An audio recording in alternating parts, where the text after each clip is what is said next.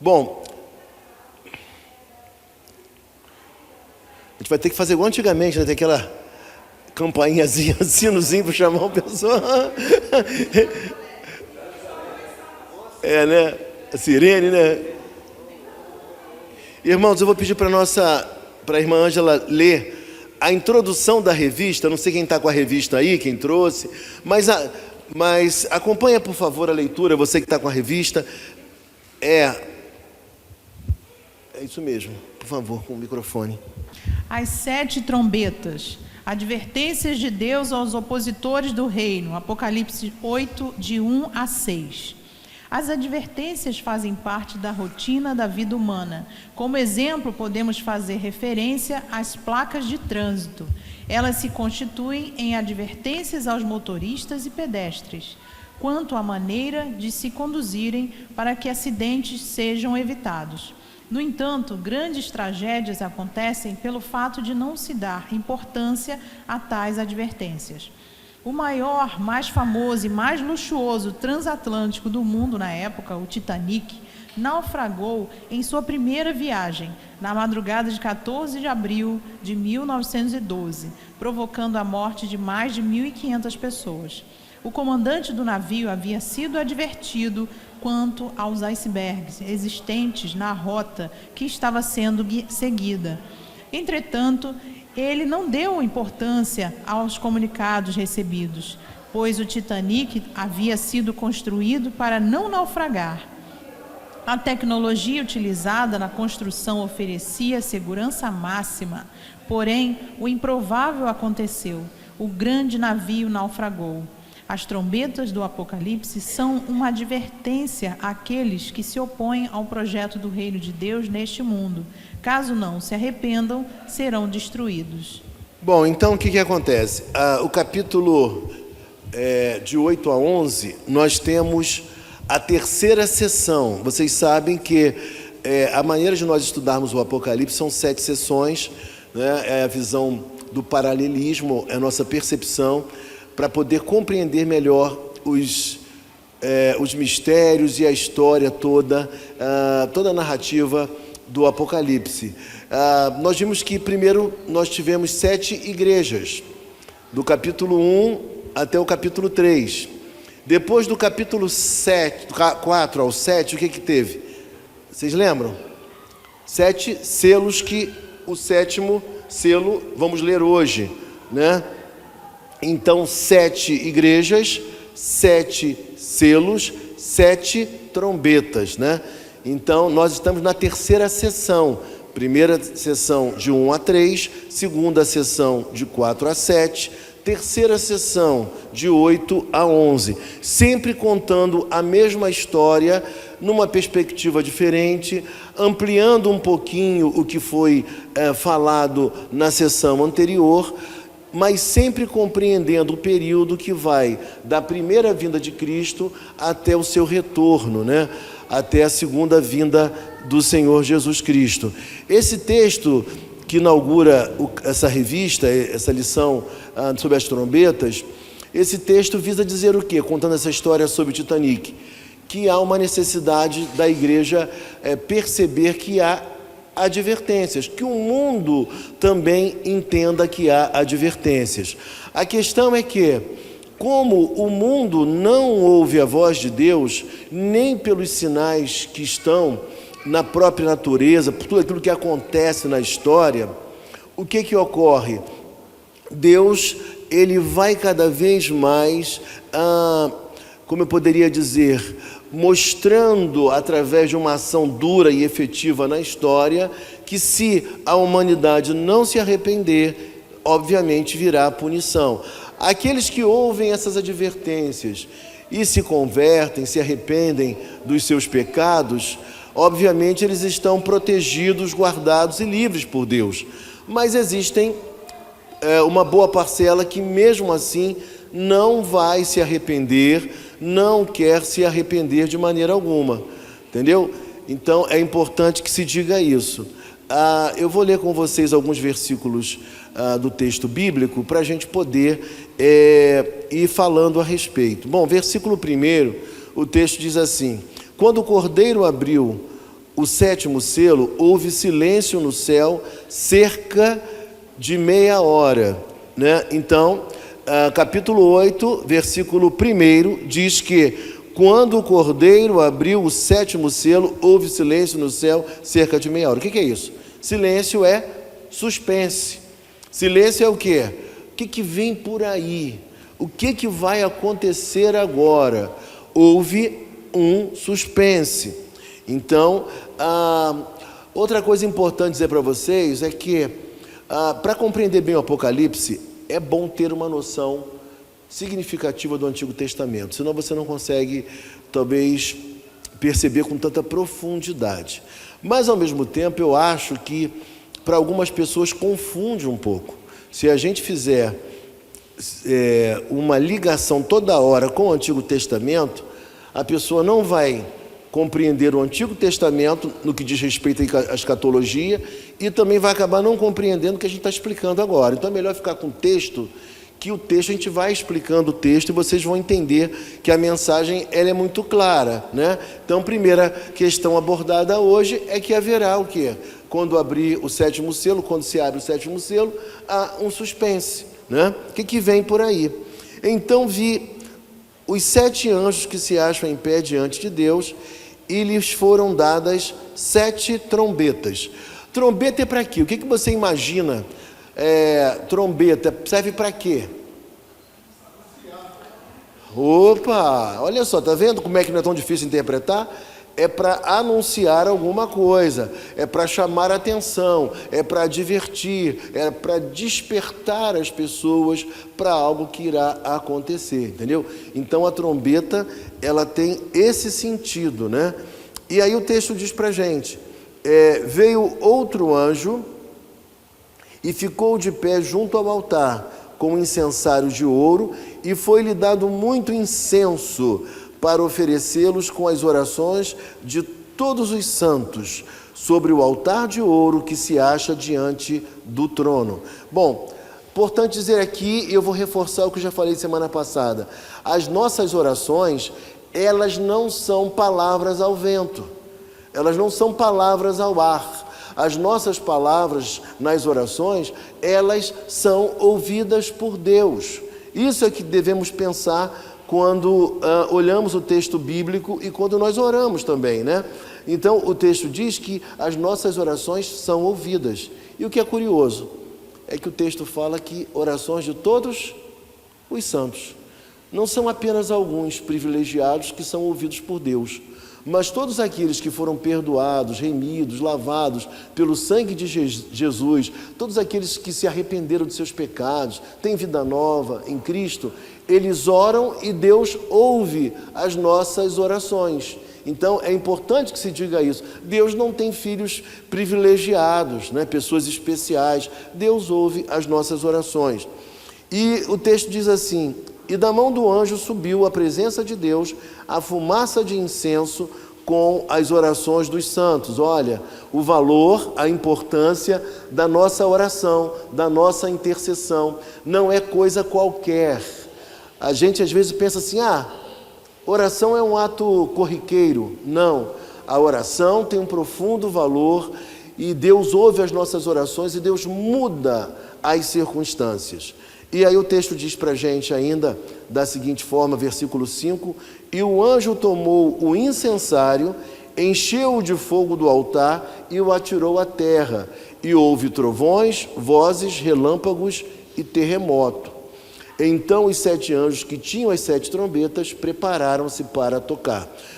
Bom, esses efeitos aqui que a Bíblia fala, né, trombetas, depois vem aqui e fala assim para a gente, trovões, vozes, relâmpagos e terremoto.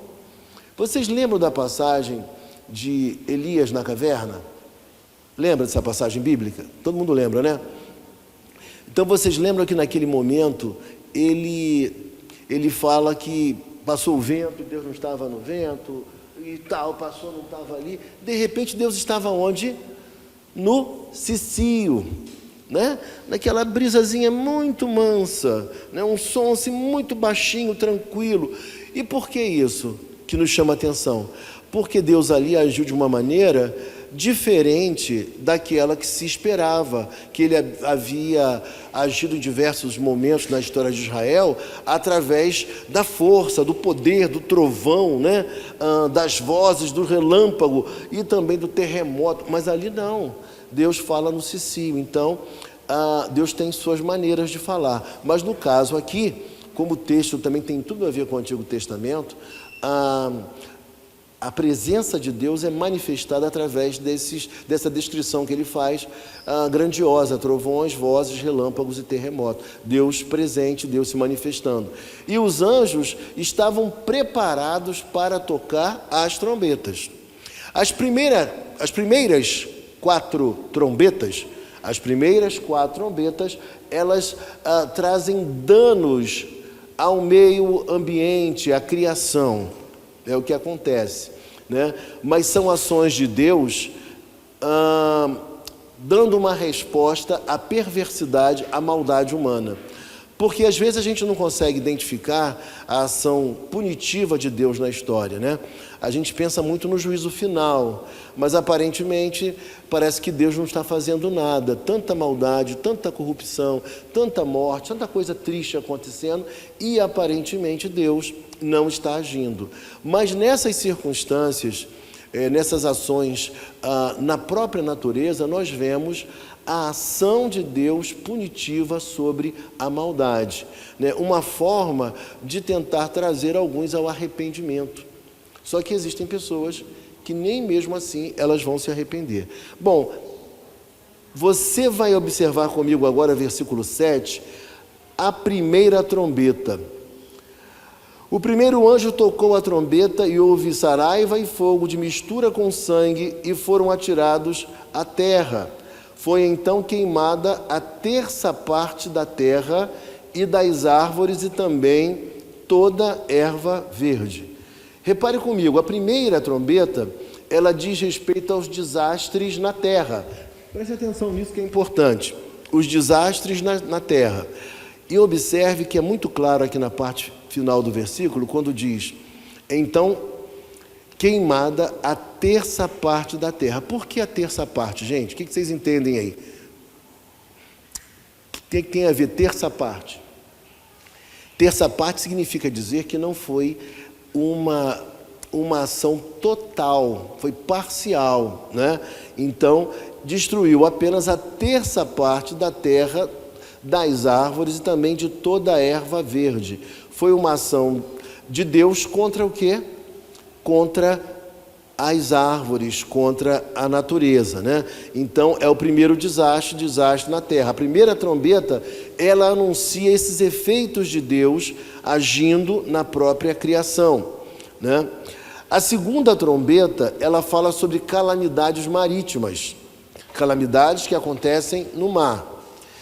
O segundo anjo tocou a trombeta e uma, como que grande montanha, ardendo em chamas, foi atirada ao mar, cuja terça parte se tornou em sangue. Veja que, de novo, é a terça parte. Compreende? Não é a totalidade. É parcial esse juízo que Deus está executando. Ainda não é o juízo final, é um juízo parcial. Mas se você observar uma coisa, para entender isso aqui, você não pode entender literalmente. E ao observar o versículo 8, o texto fala assim: o segundo anjo tocou a trombeta e como que grande montanha, ardendo em chamas. Não é uma montanha pegando fogo caindo dentro do mar, não é isso. É como que, é semelhante, é a maneira de João relatar aquilo que ele estava vendo, percebendo, entendeu? Por isso, como que, não é exatamente isso. A linguagem não é uma linguagem literal, tá? E aí o texto fala que o mar se tornou parcialmente em sangue. Isso também nos lembra o quê? O Antigo Testamento, as pragas no Egito, né? Tudo isso nos vem à mente. E morreu a terça parte da criação que tinha vida, existente no mar, e foi destruída a terça parte das embarcações. Olha que coisa. O texto está dizendo que nessa segunda trombeta, que haverá o quê? Embarcações colidindo, naufragando, não é verdade? Então, pessoas morrendo. A ação é contra pessoas, através da natureza, né? Mas contra pessoas que são ímpias e que prejudicam demais o povo de Deus. É a segunda calamidade, tá? A terceira trombeta, versículos de número 10 até o versículo 11. Quem pode ler para nós na Bíblia? Apocalipse 8, 10 a 11.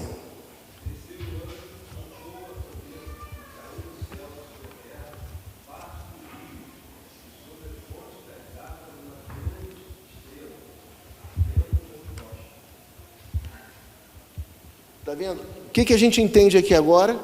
Que a ação de Deus é em relação aos rios, a água doce, né? É que o texto está dizendo, ou seja, efeitos gerados na criação, né? Como uma punição de Deus contra a maldade humana, é o que o texto está dizendo para nós, né? E aí no versículo de número 11, o texto fala que as águas se tornaram o quê? Amargas. O que significa dizer isso? As águas estavam imprestáveis, impróprias. Melhor expressão foi a sua, Sandra. As águas impróprias para consumo. Exatamente. E na quarta-feira a gente conversava aqui um pouco com os irmãos, e eu estava lembrando de um episódio, que agora na quarta trombeta vai falar sobre as estrelas e tudo mais e tal. Eu estava falando com os irmãos a respeito. Eu lembro quando eu era muito garoto ainda, estava estudando no Mater Magister, um colégio aqui no Fonseca, e de repente o dia escureceu completamente. Eu já vi cenas em que, de fato, durante o dia ficou muito escuro, mas igual aquele dia, eu nunca vi até hoje como ficou escuro o dia. Foi uma coisa terrível, né? Virou noite, era 10h30, talvez 11 horas da manhã, e ficou completamente escuro todas as coisas, não dava para ver quase que nada. E aí o versículo de número 12 fala sobre a quarta trombeta. O quarto anjo tocou a trombeta e foi ferida a terça parte do sol, da lua e das estrelas, para que a terça parte deles escurecesse e a sua terça parte não brilhasse tanto o dia como também a noite. Então vi e ouvi uma águia que, voando pelo meio do céu, dizia em grande voz, ai, ai, ai, dos que moram na terra, por causa das restantes vozes da trombeta de 3 anjos que ainda têm de tocar. De novo, então vi e ouvi uma águia que, voando pelo meio do céu, dizia em grande voz, ai, ai, ai. Então, tipo assim, essas 4 primeiras trombetas, elas dizem respeito a isso. Mas aí eu pergunto a você, por que esse ai, ai, ai? O que você imagina? Ai fala de dor. E se isso é reproduzido 3 vezes, é uma dor intensa, não é? E aí o que acontece? Ele está dizendo que a punição, que a ação de Deus, ela ia se acirrar, ainda ia ser mais forte, né? É o que ele está dizendo para nós. E qual é o animal que aparece aí? Uma águia. E a águia, na cultura hebraica, ela é símbolo, símbolo de quê? De mau agouro. É símbolo de mau agouro, é símbolo de coisa ruim, né? Quando coisa ruim vem, alguma coisa ruim vai acontecer, é a águia que passa e passa com aquele som assustador, né, da águia. Eu lembro que minha mãe, não sei se ela tinha alguma origem judaica ou não, mas minha mãe, quando aparecia um bicho assim fazendo barulho, né, uma ave, ela foi criada assim, então ela reproduzia isso, ó. Não sei não, vem coisa ruim por aí, né? Eu não sei se era só lá em casa, mas lá em casa era assim que acontecia, né? Minha mãe ficava muito assustada com essas coisas, né? Então, a gente tem que compreender que a águia, ela é um prenúncio de algo que vai acontecer, e mais intensamente, entendeu? Mais intensamente. Por isso, ai, ai e ai. E aí o texto fala para nós, mais uma vez, vamos olhar o versículo 13: dos que moram na terra por causa das restantes vozes da trombeta dos 3 anjos que ainda têm de tocar, né? Então, esses anjos vão tocar. Me presta a revista, Ângela, um pouquinho. E, obviamente, isso vai ser ainda mais intenso, ainda mais forte. Diz aqui a revista, na página 23, o universo inteiro, incluindo o Sol, a Lua e as estrelas, é utilizado por Nosso Senhor como uma advertência àqueles que não o servem e que perseguem aos seus filhos. Isso aqui foi extraído de um dos livros que eu acho um dos melhores livros sobre escatologia, um dos melhores comentários, né? Embora bem conciso, sobre o Apocalipse, que é esse livro aqui, ó. É da nossa editora, intitulado Mais que Vencedores, entendeu? Os mistérios do Apocalipse desvendados com profundidade e fidelidade. É um livro muito bom, não é um livro caro, interessante. Claro que ele não vai dizer aquilo que você gostaria que dissesse.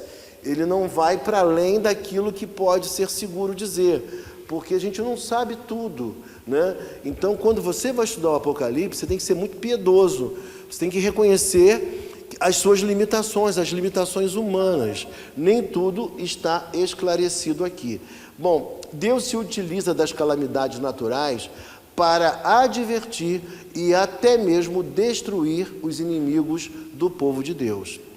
O interessante do Apocalipse é que ele mostra uma face de Jesus que a gente às vezes não se dá conta, né? O mundo, ele criou a ideia que Jesus Cristo é o quê? É um Papai Noel, né? Tudo que você quer, Jesus Cristo dá. Jesus Cristo é muito bonzinho. No final, todos serão salvos. Mas aqui no Apocalipse, a gente observa que a palavra é dura contra aqueles que não se arrependerem. As 7 trombetas, se você tivesse que resumir em uma palavra, você poderia usar a palavra advertências. Então, as trombetas são advertências ao homem sobre a maldade que ele está causando, né?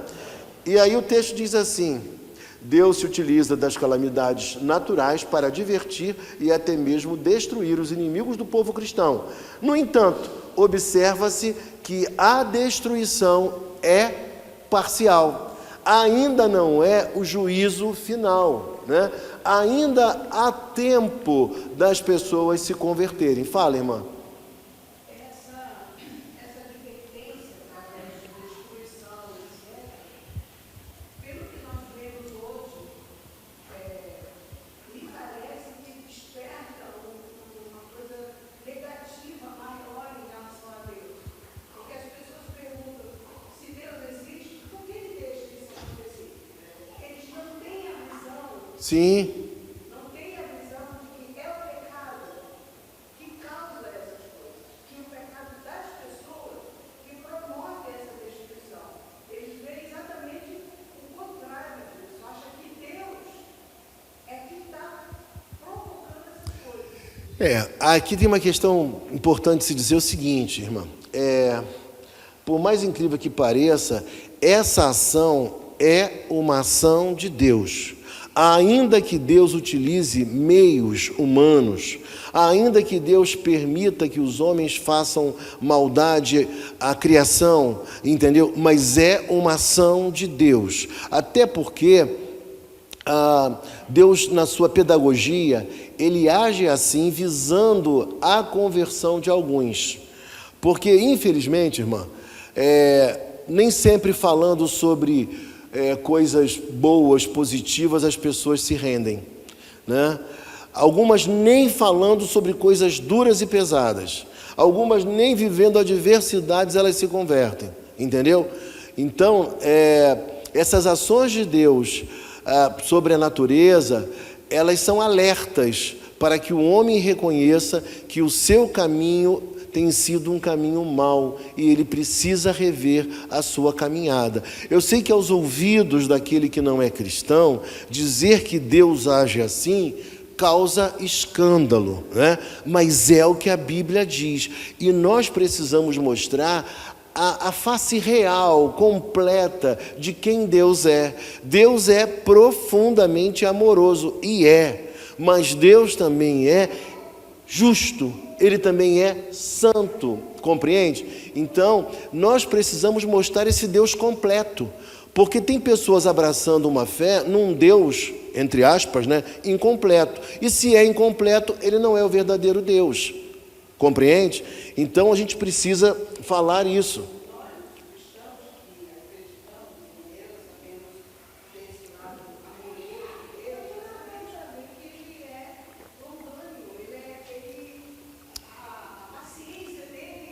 É extensa, elástica. Exatamente.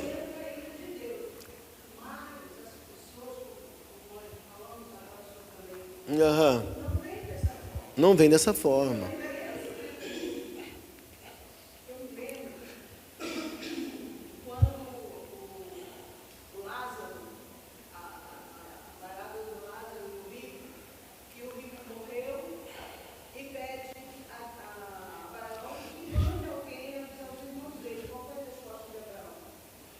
Exatamente. Então, ao mesmo tempo que nós, e eu estou falando isso, não é porque eu não acredito, eu estou apenas argumentando que Deus tem o seu momento de castigo. Sim, de punição. Então, se os irmãos do Rio continuassem no pecado, eles continuariam porque queriam, porque na realidade tinha como conhecer o que estava fazendo e se recuperar. Exatamente. Essas trombetas são, na verdade, um testemunho para que as pessoas se convertam, uma advertência, é para alertar, é para chamar a atenção, é um mecanismo de Deus para que alguns ainda se convertam e se arrependam dos seus maus caminhos, né? E a revista, ela fala isso, ela reproduz o que eu já narrei, né? A revista fala assim: no versículo 13, a referência a uma águia que é vista voando no céu, anunciando que o pior estava por vir, né? Ainda viriam coisas piores, entendeu? E aí no finalzinho aqui ele diz: as 3 últimas trombetas anunciam calamidades piores e mais terríveis do que as quatro, já descritas, tá bom? Bom, as 3 últimas trombetas estão no capítulo 9, versículos de 11 a 15. Tá? Vamos começar a partir do versículo 1, quando o texto diz assim, ainda que a gente não possa avançar muito, mas pelo menos a gente lê. O 5º anjo tocou a trombeta e viu uma estrela caída do céu na terra, e foi-lhe dada a chave do poço do abismo.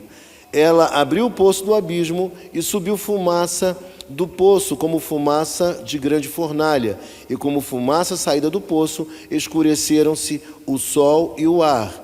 Também da fumaça saíram gafanhotos para a terra, e foi-lhes dado poder como que tem os escorpiões da terra. E foi-lhes dito que não causassem dano à erva da terra, nem a qualquer coisa verde, nem a árvore alguma, e tão somente a homens que não têm o selo de Deus sobre a fronte. O que ele está dizendo aqui para a gente? É o seguinte: ele está dizendo que quem tem a marca de Deus está protegido dessa ação, né? Então, a marca, como nós falamos aqui, é um sinal de identificação. Nós somos propriedade de Deus, nós pertencemos a Ele. E neste caso aqui, nós estamos imunes a essa dor, essa ação feita pelos gafanhotos. É o que o texto está dizendo para nós. E aí, na sequência, diz: foi-lhes também dado não que os matassem, e sim que os atormentassem durante 5 dias. Ou seja, Deus permite que eles passem por tormentos, né? Que eles sofram. E o seu tormento era como o tormento de escorpião quando fere alguém. Naqueles dias os homens buscarão a morte e não a acharão. também terão ardente desejo de morrer, mas a morte fugirá deles, né? Nós já lemos isso anteriormente, né? Porque reproduz a mesma história, momentos nos quais os homens irão fugir, querer fugir, preferir a morte, mas não terão como escapar do Cordeiro de Deus. O aspecto dos gafanhotos era semelhante a cavalos preparados para a peleja. Na sua cabeça havia como que coroas, parecendo de ouro, e o seu rosto era como o rosto de homem. Então vejam que isso aqui não é um retrato fidedigno, né? Com algo inteligível. Isso aqui é uma visão, né? Então não é que seja exatamente assim, né? E aí ele diz: tinham também cabelos como, veja sempre essa expressão como, semelhante, parecido, entendeu? Como cabelos de mulher, os seus dentes como dentes de leão. Aí você percebe o quê? Como é que é o dente de leão, né? Força, né? Letalidade nessa ação maligna, só que até aqui essas pessoas estavam sendo preservadas. Tinham couraças como couraças de ferro, o barulho de suas asas eram como o barulho de carros, de muitos cavalos quando correm a peleja. Tinham ainda cauda como que escorpiões e ferrão. Na cauda tinham poder para causar dano aos homens por 5 dias. Ou seja, o sofrimento ele é contido, ele é limitado, não é? Então não é um sofrimento que vai se estender demasiadamente, nem tampouco causar morte até aqui. E tinham sobre eles como seu rei o anjo do abismo, cujo nome em hebraico é Abaddon e em grego Apolion, que tem a ver com destruição, destruidor e destruição. O primeiro ai passou, e eis que depois destas coisas vem ainda 2 ais. Quando a gente olha para essa narrativa aqui, o que a gente percebe? É que a coisa é muito feia. Falei. 5 meses? Qual o versículo que é?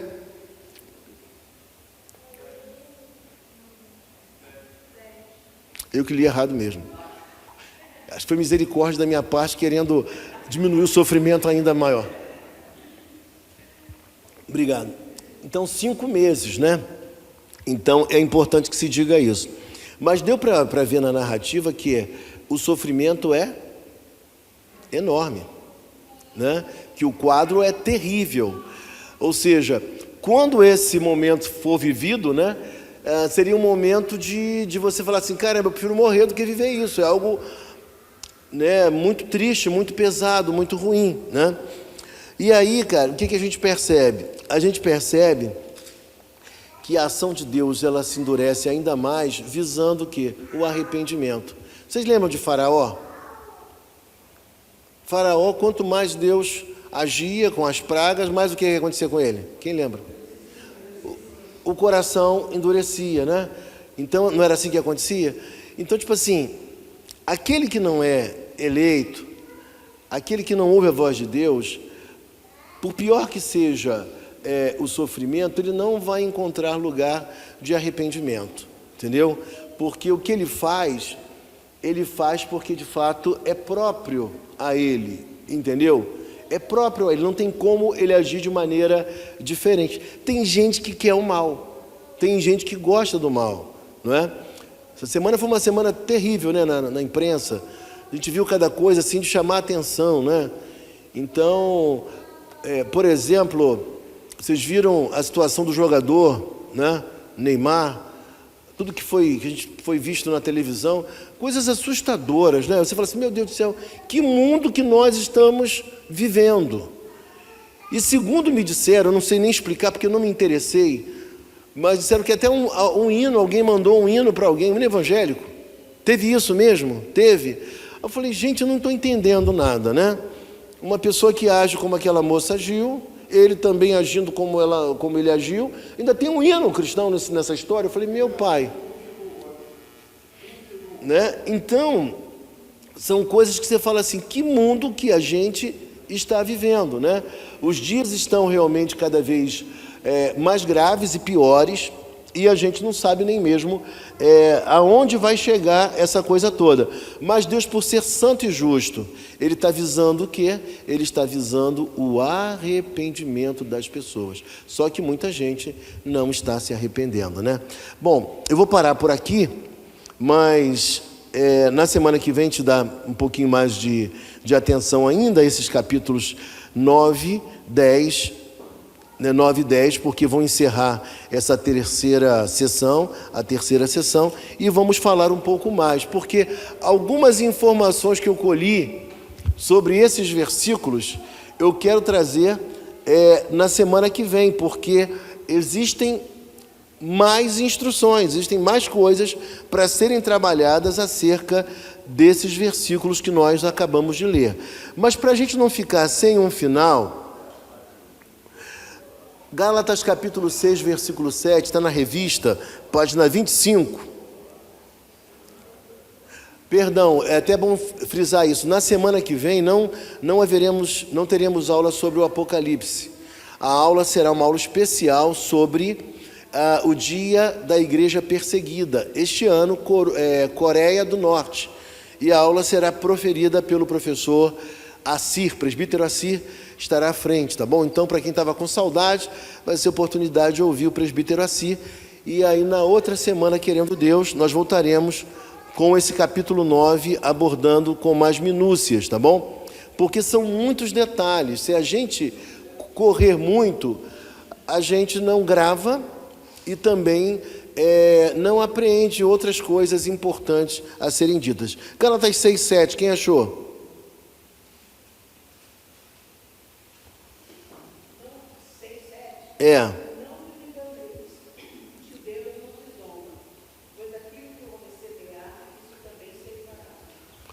Tá vendo? Então, tipo assim, o que está dizendo? É uma advertência. As trombetas são advertências e o homem, ele precisa entender que não dá para zombar de Deus, né? Deus, ele também faz justiça, ele exerce o seu juízo. Na página 25 ainda, parte final, primeiro, segundo, terceiro, quarto parágrafo, diz assim: o Império Romano, nos dias em que o Apocalipse foi escrito, constituía-se no maior inimigo do povo de Deus. Porém, as calamidades anunciadas pelas trombetas se cumpriram. Todos aqueles que se levantam contra os valores do reino de Deus, colocando-se ao lado das injustiças, perseguições e opressões, mais cedo ou mais tarde colherão o que semeiam. Os que personificam o mal, seja individualmente ou através dos sistemas iníquos, serão visitados com a ira do Senhor. Falar aí fora que Deus vai agir com ira é uma coisa que assusta, né? É politicamente incorreto, mas é o que a Bíblia nos diz, nos assegura, né? Então, até por isso mesmo, o nosso grande desejo de evangelizar pessoas, de ver pessoas livres deste quadro tão terrível como a Bíblia narra que vai ser o dia do Senhor. O dia do Senhor não vai ser terrível para a gente, né? Porque quando o Senhor voltar, nós receberemos o quê? Galardões. Mas aqueles que não forem de Deus, eles serão punidos. É o dia do Senhor, falado no Antigo Testamento e também no Novo Testamento, tá? Bom, então eu vou parar por aqui mesmo, agora é sério, vou parar por aqui, porque um dos maiores erros dos pregadores, né? Todo pregador comete esse defeito, né? Ele chega e fala assim: irmãos, terminando, irmãos, concluindo, e ele nunca termina, nunca acaba, ele volta e volta e volta. Aí quando você fala, não, agora ele vai terminar, aí ele volta outra vez, meu Deus do céu, não vai acabar nunca. O sétimo selo, o sétimo selo, Mas o senhor percebeu as coisas que acontecem quando o sétimo selo é aberto? Reparou aí no capítulo 8, na sequência? Diz que há um suspense, aí é aberto o sétimo selo, entendeu? E quando abre o sétimo selo, há o quê? Há um suspense. Há um suspense porque algo pior ainda viria sobre os ímpios. E aí aparece depois na cena o quê? Aparece uma águia dizendo ai, ai, ai, porque o sofrimento seria ainda mais intenso. Semana que vem, sem ser semana agora outra, né? Que agora é o presbítero Iraci, eu pretendo trazer isso, talvez até colocar no PowerPoint, para a gente ler no PowerPoint o que eu quero destacar dessas 7 trombetas para facilitar e para dar a oportunidade dos irmãos gravarem. Vocês viram como é que vocês estão conseguindo interpretar? O que a trombeta significa? Vocês conseguiram interpretar, né? Então, tudo isso a gente vai percebendo. Quando aparecem expressões como, semelhante, é uma visão, não é exatamente assim, entendeu? E o grande erro de muitos estudiosos do Apocalipse é que eles querem interpretar os detalhes, todos os detalhes, todos os símbolos. E eles perdem o quê? O geral, perdem o todo.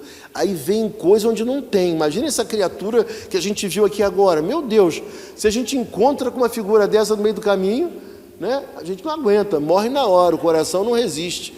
Então não é assim, é uma outra história. Mas que Deus abençoe a todos. Se Deus quiser, estaremos juntos. E logo mais à noite nós falaremos ainda sobre a revitalização da igreja a partir do ministério pastoral, tá bom?